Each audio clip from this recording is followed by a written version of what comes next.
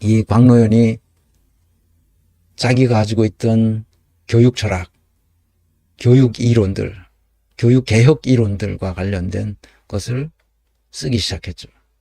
물론 이전 교육감 되기 전에도 나비에서 이렇게 트위터에 썼던 글들을 모은 거고, 뒤에는 이제 감옥에서 아내에게 보냈던 편지들이 있고, 징검다리 교육감은 이거 2014년에 다 풀려나고 이제 자유로운 몸이 돼서 징검다리 교육감이라는 책에서 자기의 교육에 관한 자기의 사상을 쭉 기록했습니다. 그래서 내가 이걸 읽으면서 야, 이게 시대의 인물이다. 이렇게 법학을 전공한 사람이 교육에 관해서 이런 정도로 생각할 수 있다는 건 쉬운 일이 아니거든요.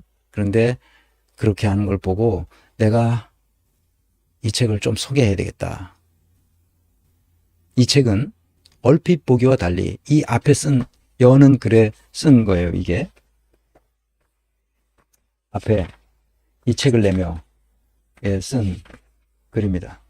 이 책은 얼핏 보기와 달리 교육감 회고록이나 교육계 생태 보고서보다는 교육개혁 매뉴얼, 특히 개혁 동학, 다이너믹스에 관한 실론으로 평가받기를 희망한다. 나는 이 책에서 길지 않은 교육감 경험을 토대로 실현 가능한 교육개혁 이론을 정립하고 싶었다. 개량과 혁명의 이분법을 거부하고 부득이 점진적이지만 누적적 효과를 통해 끝내 혁명적인 것이 되고야마는 변화를 어떻게 만들어낼지 얘기하고 싶었다. 진짜 그래요. 근데 여기 부득이 점진적이지만 누적적 효과를 통해 끝내 혁명적인 것이 되고야마는 변화라는 이 말은 어디에 나오는 얘기냐 하면 이 주체의 각성, 여기 자기가 따옴표를 쳤잖아요. 주체의 각성이라는 로베르토 웅어라는 사람이 쓴 주체의 각성이라는 책에 나와요. 주체의 각성이라는 책인데 우리 한국의 지식인 중에 로베르토 웅어 교수가 쓴 주체의 각성이라는 책을 읽은 사람이 몇 명이 될까 싶어요. 아마 거의 없을 겁니다. 나도 이 책을 보고 이 로베르토 웅어라는 사람의 그 웅대한 정말 이 사상 체계는 한 번쯤 우리가 다뤄야 된다. 그렇게 생각하고 있었던 차에 그 광노현이 쓴 책에도 주체의 각성 그리고 로베르토 웅어가 쓴 책을 자기가 추천사도 쓴 다른 책들이 이게 웅어의 책이 많거든요. 그 번역도 잘 돼 있고 그래서 로베르토 웅어가 쓴 이를 인용하고 있는데 이게 어떤 맥락에서 이 말을 썼는지를 한번 그 앞에 문장을 좀 읽어드리겠습니다. 웅어의 생각이 어떤 건지. 여기 보면 광노현이 이렇게 썼잖아요. 개량과 혁명의 이분법을 거부하고 부득이 점진적이지만 누적적 효과를 통해 끝내 혁명적인 것이 되고야마는 변화를 어떻게 만들어낼지 얘기하기 싶었다. 웅어는 그 앞에 몇 문장을 보면 웅어는 이런 생각을 하는 사람이에요. 우리는 기존 질서의 전면적이고 혁명적인 대체와 기존 질서의 인간화 사이에서 선택할 필요가 없다. 기존 질서의 혁명적 변화보다는 그저 인간이 조금 더 잘 설 수 있는 그런 점진적인 변화 둘 중에 하나를 선택할 필요가 없다. 그런 얘기예요. 실제로 총체적 혁명적 변화의 이상은 환상에 불과하고 혁명적 변화의 반대, 즉 체념한 인간화 기획에 대한 변명만 제공할 뿐이다. 우리는 개혁과 혁명의 범주를 혼합할 수 있고 혼합하지 않으면 안 되며 부득이 점진적이지만 누적적 효과를 통해 끝내 혁명적인 것이 되고야마는 변화를 따를 수밖에 없다. 이 웅어의 이 말을 이렇게 그 한 부분만 땄어요. 이 웅어의 사상은 뭐냐? 혁명적인 변화든 그냥 점진적인 인간적인 변화든 간에 좌우지간 중요한 것은 그 둘 중 안에 하나를 선택하려고 애쓸 필요가 없이 끊임없이 어떤 변화와 개량을 만들어 나가야 한다는 거예요. 이 사람은 전형적인 진보주의적 법철학자거든요. 이 움베르토 웅어에 대해서 이 저 로베르토 웅어에 대해서 처음 들으시는 분들은 이분이 어떤 사람이냐면 그 브라질계 어머니와 독일계 미국인 사이에서 태어난 사람인데 이게 47년생입니다. 하버드 로스쿨 법철학 교수이자 브라질 정치인이에요. 그래서 로스쿨 교수인데 나중에 그 누구죠? 지금 브라질 대통령 하시는 분이죠. 그분이 예전에 대통령 할 때 로스쿨에 휴직을 하고 거기 가서 장관을 합니다. 브라질 장관. 무슨 장관인가 하여튼 해요. 그리고 다시 이제 그게 끝나자 다시 로스쿨, 하버드 로스쿨에 와서 교수를 하는데 이 사람이 얼마나 유명한 사람이냐면, 어렸을 때 11살 땐가 아버지를 따라서 미국에 와서 살다가 아버지가 일찍 돌아가시니까 자기 어머니를 따라서 브라질로 다시 가서 브라질에서 대학을 졸업하고 다시 하버드 로스쿨로 유학을 와요. 유학을 와서 공부하는데 보니까 이게 거의 신동이거든. 그래서 29세에 30세 이전에 29세에 하버드 로스쿨의 종신 교수가 돼요. 보통 사람이 아니지. 그래서 지금은 그 68세대 뉴 레프트 사상가로서 70년대 후반 미국에서 비판 법학을 창설했어요. 법학 자체를 비판적으로 보는 그런 이 학문 분과죠.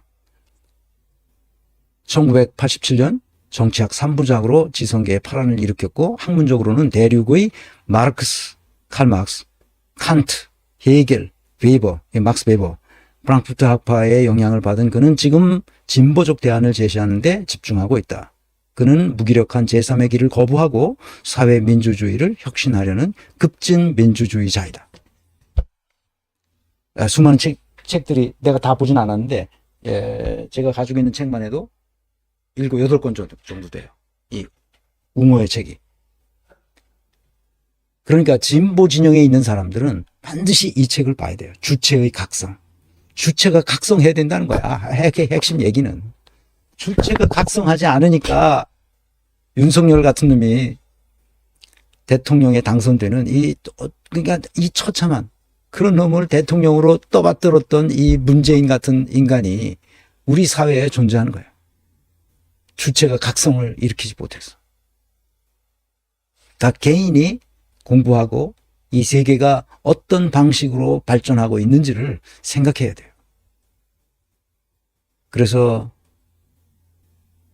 이 책에서 광노현이 말했던 것보다도 광노현이 엊그제 서울시 교육청 앞에서 출마 선언을 했던 다른 후보들하고 같이 했잖아요.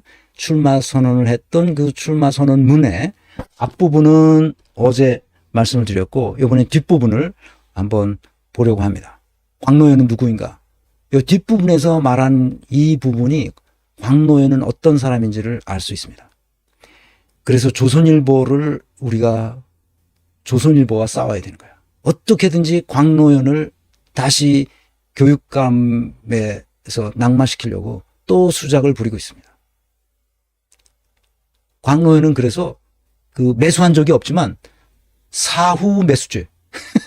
그런 제목이 없어. 사후 매수죄에 걸려가지고 결국은 낙마하고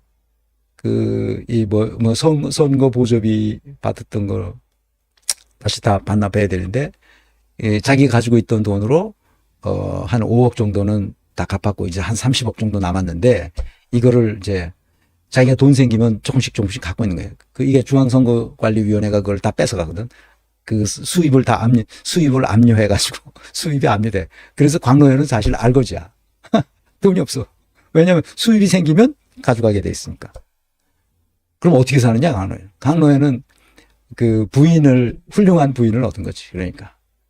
의사야, 부인이. 그러니까 의사니까 부인 재산에 얹혀 사는 거지, 광노현은 지금. 그래도 이 훌륭한 부인이라 그 집도 있고 우리 동네 그 아파트 그 비싼 아파트인데 거기에 살고 이제 본인 재산은 없는 거지. 본인 재산은 다 뺏겼으니까.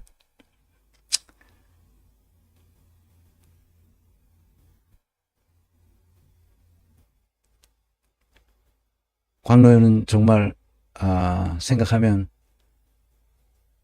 본인이야 얼마나 억울하겠어. 한명숙 사건하고 거의 같은 거야. 한명숙도 다 저거 되겠잖아. 다 조작해가지고. 엄희준 검사가 다 조작하고, 무슨, 위중교사 해가지고 다, 이것도 그런 거야. 다. 지금도 갚고 있을걸? 한명숙도? 광로현이 뭐라고 했는지 그 후반에 얘기한 거를 봅시다. 광로현이 어떤 사람인지 알 수 있어요. 나는 혁신하러 나왔다. 혁신 물줄기를 되돌리지 않고 더 깊고 강하게 전진시키고자 나왔다. 첫째, 대전환 시대에 걸맞게 교육에 대한 새로운 사회계약을 만들겠다. 기후위기, 인공지능, 초저출생, 가정해체, 지역소멸, 경제 양극화, 정치 양극화, 신냉전 국제질서가 모두 새로운 교육 관련 사회계약을 요구한다. 둘째, 새로운 사회계약 체결, 교육과정 혁신, 학교 운영 과정에서 교사와 학부모 일반 시민은 물론 학생의 참여를 제도화, 구조화하겠다. 벌써 이게 제도화하고 구조화한다는 건 뭐야? 조직론적 사고를 하고 있다는 얘기야, 이게. 사람들이 이렇게 생각을 못해. 수의 원탁 토론, 수의 공론조사, 수의 시민의회, 수의 배심원제를 최대한 활용해서 교육 3주체와 시민의 의견을 수렴하겠다. 또 구조화 시스템을 바꾸겠다는 거죠. 이 시스템을 바꾸다는 거다. 셋째, 계급제를 가지고 있는 거야. 이렇게 상층 부에 있는 애들은 나름대로 자기는 계급적 어드밴티지를 항상 갖고 있잖아요. 계급제적 교육 요소를 극복하고 상쇄할 공공재적 교육으로 제공해서 명실상부한 공교육으로 바꾸겠다. 지금 영미계통의 학교는 학교별 차별이 굉장히 심하고, 그러니까 부자들은 엄청난 돈을 내고 초등학교 1년서부터 수천만 원씩 내고 다녀. 그런 애들은 나중에 하버드니 옥스퍼드니 이런 대학을 나와가지고 다 상층부로 그냥 들어가는 거지. 나머지는 거기 그 근처에 엄두 쭉 할 수 없게 돼 있어요.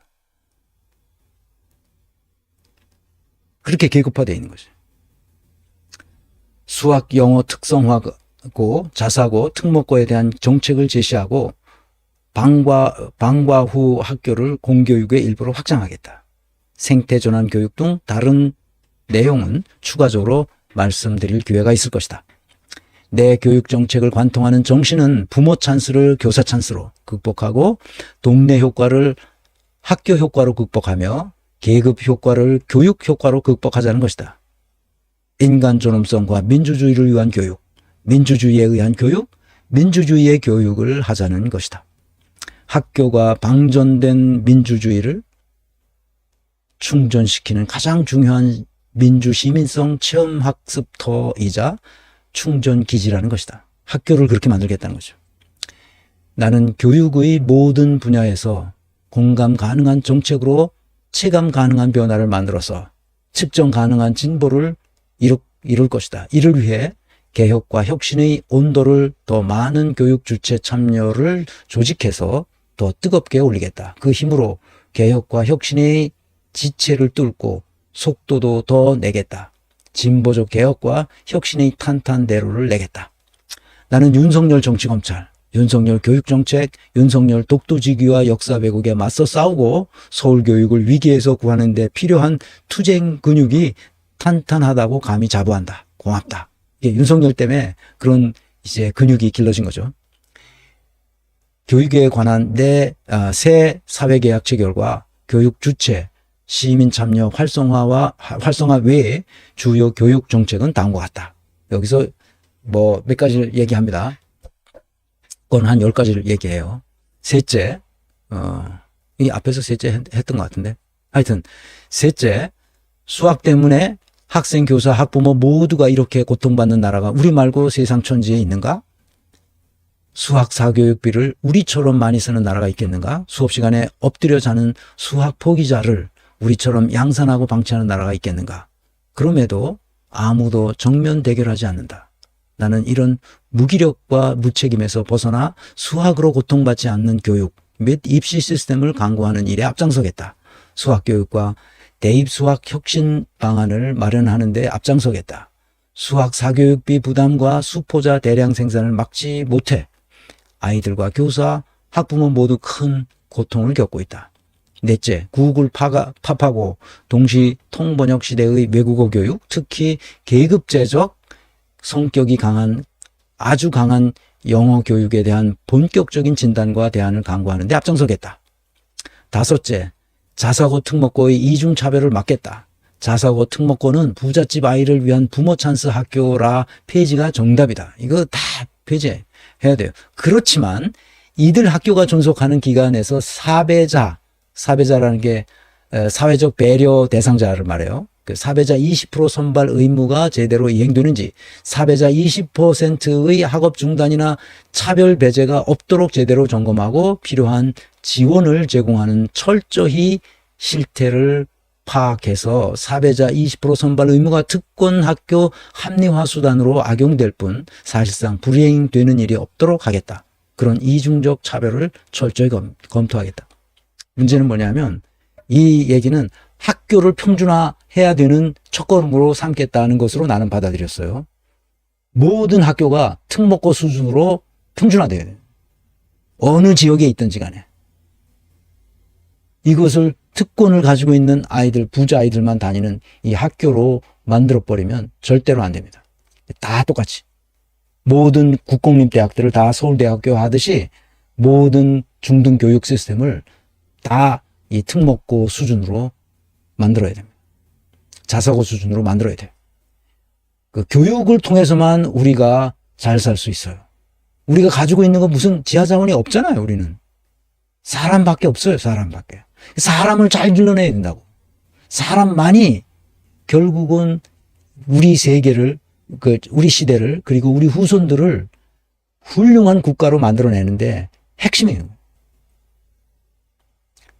나하고 생각이 거의 비슷해요. 여섯째, 대체로 저소득층 자녀들이 다니는 특성화고에 대해 특별한 관심과 지원을 강화하겠다.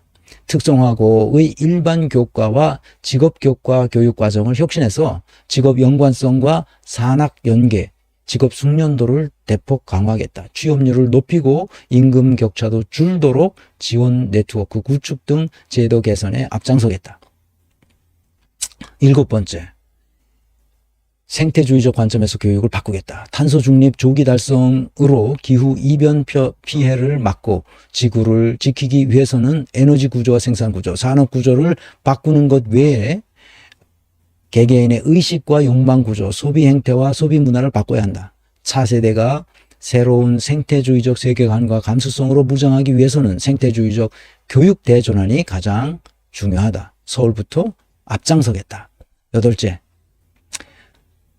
학교를 바꾸는 가장 확실한 방법은 시대착오적인 교장 승진 제도를 개혁해서, 이거 나하고 똑같은 생각이에요. 이거 교장 승진 제도, 이게 문제가 교육 과정과 생활지도, 민원 처리 전문성과 민주적 리더십을 갖추게 해야 한다. 사회적 합의 과정을 거쳐 마련해서 제시하겠다. 교장 직무 가이드라인을 만들어서 교장의 일을 명확하게 만들고 책임을 강화하겠다. 이 책에 지금 자기의 교육 철학과 관련된 교육 개혁 이론들을 쭉 설명하는데, 그게 제 3부에 나오거든요, 이 책에.